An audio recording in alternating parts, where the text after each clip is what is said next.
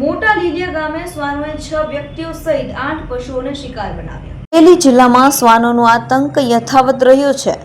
મોટા લીલિયા ગામે 6 વ્યક્તિઓને શ્વાને શિકાર બનાવી બચકાભરી ઇજાગ્રસ્ત કર્યા હતા.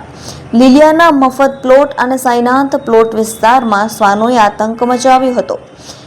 એક બાળક સહિત 6 વ્યક્તિઓને શ્વાને બચકા ભર્યા હતા.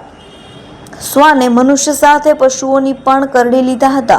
2 વાછરડી, 5 ગાયો, 1 પાડી સહિત 8 પશુઓને શ્વાને કરડી લીધા હતા. શ્વાન કરડી લેતા ઇજાગ્રસ્તોએ લીલિયા સિવિલમાં સારવાર લીધી હતી.